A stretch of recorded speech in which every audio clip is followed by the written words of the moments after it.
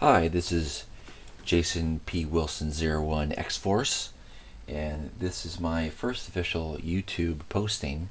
I've been a long time watcher, and I've been really enjoying all of your reviews and discussions on comics and movies and manga and anime.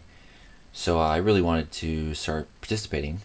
So I'm going to start posting my poll lists for the comics I get, as well as my thoughts on miniseries that come out, movies, anime that I watch, manga that I'm starting to read, and yeah. So this is my first posting. This is my poll list for April 6th.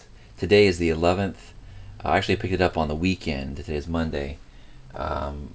Because I had a really short list, a stack, and I wasn't in a hurry to get it. Usually I pick it up right on Wednesdays, so I will be posting my poll lists on Wednesdays.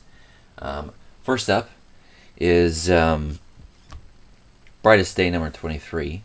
I've been reading this from the beginning, like a lot of you, I think. At first, I really enjoyed the characters and the artwork. A few of the story arcs were a little slow, but I still was enjoying it. There's no way I wasn't going to continue. I really loved Darkest Night. So Brightest Day is definitely something that these last few issues have been really, really getting quite exciting. The artwork in this one in particular was beautiful.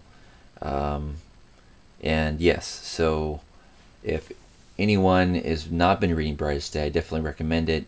Of course, by now it's easier to start picking up the first parts of the trade, or maybe go on eBay and pick up the whole series. But I actually, at first when I heard that Brightest Day was going to be 20, mid 20s, considering that Brightest Day was only like 8, I thought to myself, wow, that's a really long, limited series. But now that I've been reading it, I'm really going to be, sad when it's over, even though it has been a long run. Still, Brightest Day, great. Number 23 is really, getting people excited for the ending. Next up is another limited series, and that is Avengers, The Children's Crusade. Another one I've been reading since the beginning. Another, for Marvel anyway, it's a decently long limited series. Marvel usually will have their limited runs being maybe 3, 4, 5 issues. This is actually a 9 issue. And with that said, I'm glad. I wouldn't mind if this one was, a 20 issue limited run, which I don't think Marvel ever does. But the artwork and the storytelling from the very beginning has been absolutely top notch. I don't think there's a ongoing or limited series on either DC or Marvel that is quite like Avengers: The Children's Crusade. Anyone who's been reading it, obviously, you know what I'm talking about. The Young Avengers is a definite, I wouldn't say a must read, but it's definitely an important read if you really want to enjoy this series. I started reading Young Avengers on trade. I never read the singles. In fact, I only picked up the first 2 trades. I loved it so much that I most definitely wanted to pick up the Dark Reign one. I have not read that one. I did not pick up the one-shot of the Avengers Children's Crusade, only because a lot of you out there said it really wasn't worth, reading. It was, the return of Iron Lad, and I would have picked it up, but when I saw the artwork, I really wasn't liking it. I mean, the cover alone was pretty bad, but when I saw inside, it was just at best okay. and I you know when you're paying $3.99, $2.99 a comic, you want to make cuts when you can. At least me. But this is one that I can't cut. Obviously, I've got to run it to the end, and I've been really enjoying it. I think it's a very important issue as well. I mean, anyone who reads a Young Avengers know that one of the main characters is a gay male, and even though we've had gay females in comics, you know, for a while now, Jessica Drew, Spider Woman, and of course the upcoming Batwoman ongoing series. Really, I myself have not noticed many or any gay male characters in Marvel or DC. I've seen them often popping up and down in mangas, but I think it's important, and it really brings, I don't know, a modern, more realism feel to the characters, depth, I think.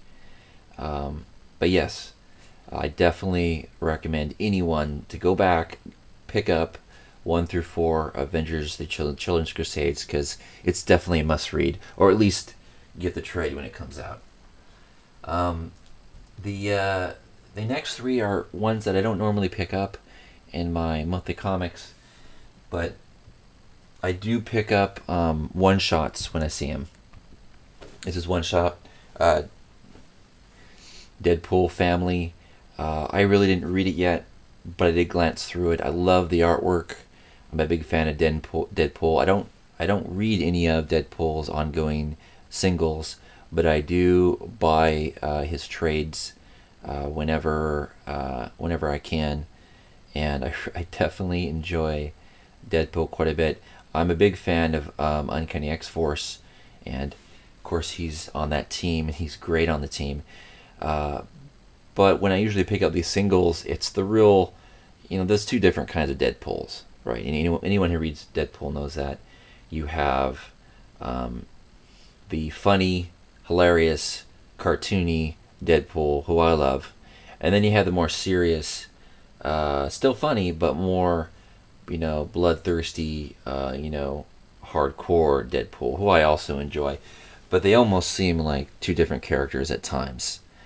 This is really more of the comedic Deadpool. I'm a big fan of Lady Deadpool. I picked up her single one shot and just loved it. And this is definitely, anyone who likes Deadpool, even if you don't read the series, definitely pick this one shot up. It's a great view into the Deadpool family. Next up is Gotham City Sirens. I don't read any of these. This is the first one I've picked up. I picked it up because it's going to be doing a crossover with 2 comics that I do have, Batman and I believe, I'm not sure, but I believe Red Robin. So I figured, shoot, I have the other 2 in my ongoing pull list, so I might as well go ahead and pick up Gotham City Sirens, which I've wanted to read for a long time. DC never comes out with trades, hardly ever. I haven't seen any trades for this, or I would have picked them up. If any of you know of any, I don't see them on eBay. I see singles, but that's about it. Artwork is really good, and I definitely enjoy it. Again, I know the characters very well. I know the universe extremely well. I'm a big DC fan, and I'm a really big, Batman family fan. So it's one I've been wanting to read for a while. This is a great jumping on point. It's the return of Harley Quinn, and if you haven't been reading it, this would probably, in my limited experience on the series, be a good time to jump in, and that's why I did. So, yes, again, $2.99. Draw the line, $2.99 for DC. That has really kept me keeping more DC books than Marvel, because I do love the idea that even though DC goes crazy just like Marvel does with their, like Flashpoint and all that stuff, all the tie-ins. Still, when you're just dedicated to your ongoing series, and there were a bunch that I wasn't going to get, like Dark Knight, and of course I was reading Batman Incorporated, but these are new series starting at $3.99, and I was not happy about that. I hate that Marvel does $3.99 all the time for new series, even ones that I really like the new Venom series. But other ones I keep myself from buying because, that's too high for a jumping on point of a new series, I think. So I really give cred to DC. If as long as they keep on sticking with this draw line at $2.99, I will continue to get DC new titles when I wouldn't maybe Marvel. My next and last of my very small stack for the week of April 6th, being last Wednesday, is Scar King of the Savage Lands, number 1. I'm a big Hulk fan. I like all the Hulk. I know there's a lot of Red Hulk haters out there, and I'm obviously my Hulk is the Incredible Hulk. That's my Bruce Banner. He's the man when it comes to the Hulks. I did have the same problem a lot of you had with the Red Hulk, seeming to taking out people left and right. But I do like him. Just I don't consider him the Hulk. I consider Incredible Hulk to be the Hulk. This one, of course, is about Hulk's son, Scar, who I didn't really read his ongoing or short series at first. I read it when it came out in trade. With him, it was very, very good. I believe it was the same writer as Planet Hulk, Hulk Planet, and so I thought this would be a great series to pick up. I do really enjoy the relationship between him and Bruce Banner, especially when Bruce Banner didn't have his hulking ability. So that really got me to like this character, and I've always loved Savage Land. Whenever it's pulled into X-Men or Avengers or whatever series that they go visit the Savage Lands, I always find it a very interesting one if it's done right. It can be done extremely cheesy, and I've definitely read a few that I didn't think used it right.